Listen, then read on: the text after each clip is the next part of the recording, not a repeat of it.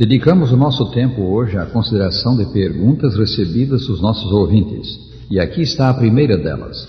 Pelo que leio em 1 Coríntios 14, 34, o apóstolo Paulo proibiu que as mulheres falassem na igreja. Por que essa proibição? Entre os judeus e os gregos do tempo do apóstolo, havia o costume de que as mulheres não se projetassem em público. Na verdade, os direitos da mulher eram muito limitados mesmo no ambiente do lar. Evidentemente, São Paulo não queria que as mulheres cristãs, por falarem na igreja, fossem motivo de escândalo para a sociedade de então, acarretassem opróbrio à religião cristã. Daí a recomendação que fez. Conceituados comentaristas pensam que essa recomendação do apóstolo tinha aplicação especial àquele tempo e sob aquela circunstância. Ela admite exceção.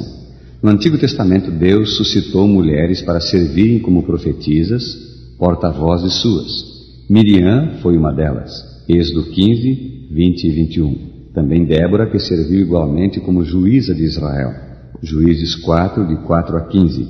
E Hulda, segundo Reis, 22, 12 a 20. O Novo Testamento fala-nos da profetisa Ana, São Lucas 2, 36, e das 4 filhas de Felipe que profetizavam, Atos 21, versos 8 e 9. O próprio apóstolo Paulo recebeu valiosa ajuda de Evódia e Sintique, às quais ele se referiu com apreciação e carinho. Filipenses 4, versos 2 e 3. Como dissemos, a proibição do apóstolo Paulo evidentemente aplicava-se àquele tempo e pela razão mencionada. O emprego de gravuras nos livros não é uma violação do segundo mandamento?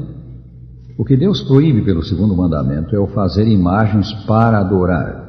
O preceito é claro: não farás para ti imagem de escultura, não as adorarás, nem lhes darás culto. Êxodo 20, 4 e 5. Jesus ensinou: ao Senhor teu Deus adorarás e só a Ele darás culto. São Mateus 4, versículo 10. Só Deus deve ser adorado. Evidentemente, o segundo mandamento não proíbe obras de arte, nem gravuras ilustrativas nos livros, nem fotografias que a rigor também são imagens. O próprio Senhor Deus ordenou a feitura de 2 querubins de ouro que encimavam a arca no santuário do seu antigo povo. Gênesis 25, 17 a 22. As cortinas da cobertura do santuário também tinham figuras de querubins, por certo obra de bordador. Êxodo 26, versículo 1.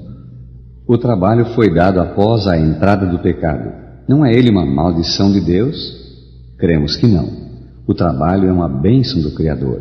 É fato que Deus disse a Adão, após haverem nossos primeiros pais pecado: no suor do rosto comerás o teu pão. Gênesis 3,19.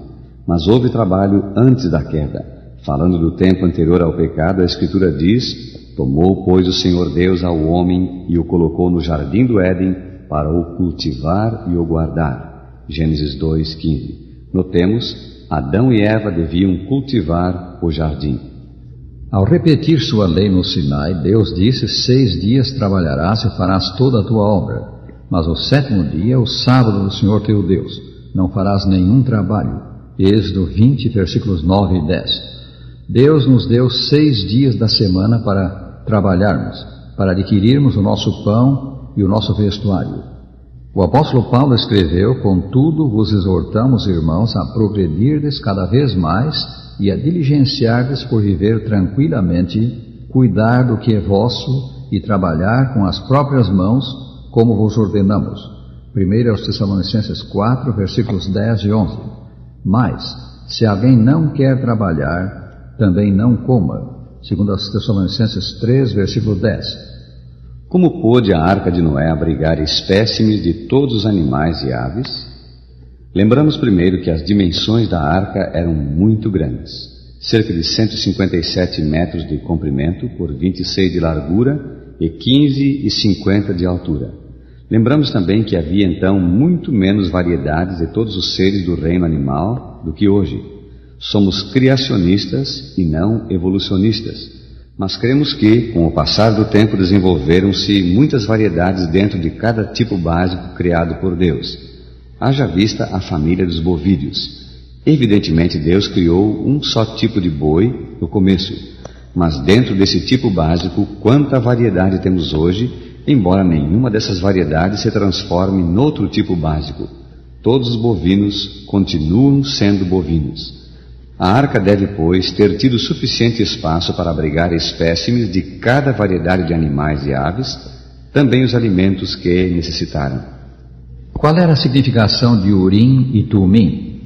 Segundo lemos em Levítico 8, versículos 7 e 8, Urim e Tumim eram pedras brilhantes colocadas no peitoral do sumo sacerdote, o principal responsável pelos serviços do templo do antigo Israel.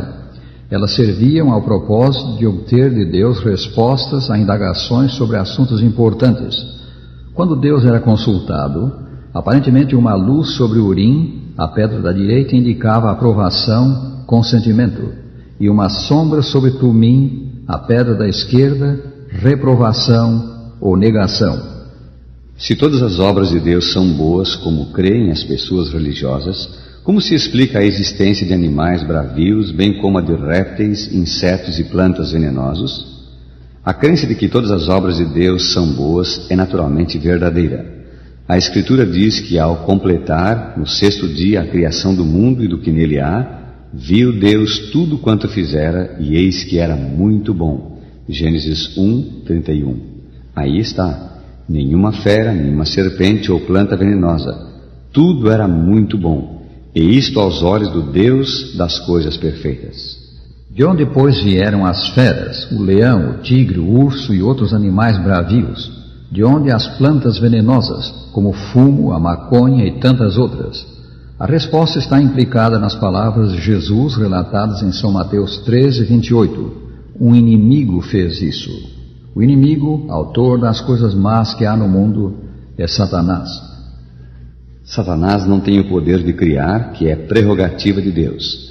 Mas empregando sua inteligência, ele perverteu as obras de Deus mediante amalgamação ou cruzamento na área do reino animal e também na do reino vegetal. Assim, o que Deus criou para o bem, para o deleite do homem, o arqui-inimigo faz que sirva à causa do mal.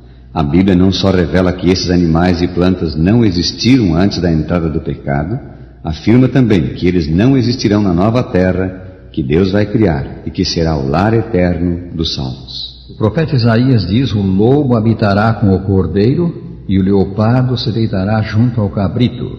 O bezerro, o leão novo e o animal cevado andarão juntos e um pequenino os guiará. A vaca e a ursa passarão juntas e suas crias juntas se deitarão. O leão comerá palha como o boi. A criança de peito brincará sobre a toca da áspide. Capítulo 11, versículos 6 a 9. Tenho ouvido que todos os seres humanos serão finalmente salvos. Que dizem os senhores? A salvação universal de todos os membros da família humana é o desejo de Deus. O apóstolo Paulo escreveu: Deus deseja que todos os homens sejam salvos. Primeira carta a Timóteo 2:4. Em Cristo, seu santo Filho, Ele proveu salvação para todos. Quão grande é a sua bondade! Até o mais indigno dos pecadores está incluído. A Escritura diz: porque Deus amou ao mundo de tal maneira que deu o seu Filho unigênito, para que todo o que nele crê não pereça, mas tenha a vida eterna. São João 3:16. Lamentavelmente nem todos creem. Na verdade, são poucos os que aceitam o remédio provido pelo céu para o mal do pecado. São poucos os que creem. E enquanto o que crê não é julgado ou condenado, o que não crê já está julgado ou condenado, porquanto não crê no nome do unigênito Filho de Deus. Versículo 18. Foi o próprio Senhor Jesus Cristo que disse: entrai pela porta estreita. Larga é a porta e espaçoso o caminho que conduz para a perdição, e são muitos os que entram por ela. Porque estreita é a porta e apertado o caminho que conduz para a vida, e são poucos os que acertam com ela. São Mateus 7, 13 e 14. Mas, porque muitos são chamados, mas poucos escolhidos. São Mateus 22, 14. O remédio, pois, para o mal do pecado é Cristo. É crer em Cristo como nosso Salvador pessoal, recebê-lo no coração, fazer o Senhor de nossa vida, deixar-nos transformar por Ele. Isso implica arrependimento do pecado. Se, porém, não vos arrependerdes, ensinou Jesus, todos igualmente perecereis. São Lucas 13, versículo 3. Implica também confissão e, por graça de Cristo, abandono do pecado. O que encobre as suas transgressões jamais prosperará, mas o que as confessa e deixa alcançará a misericórdia. Provérbios 28, versículo 13. Prezado ouvinte, a oferta da vida de Cristo na cruz do Calvário comprou salvação para todos os homens. Aceita o bem que te possibilitou por um tão grande sacrifício. Vem ao Salvador agora e confia-te a Ele. Serás recebido e salvo. Serás feito um cidadão do céu. São dele as palavras, São Mateus 11, 28 e 29. Vinde a mim, todos os que estáis cansados e sobrecarregados, e achareis descanso para as vossas almas.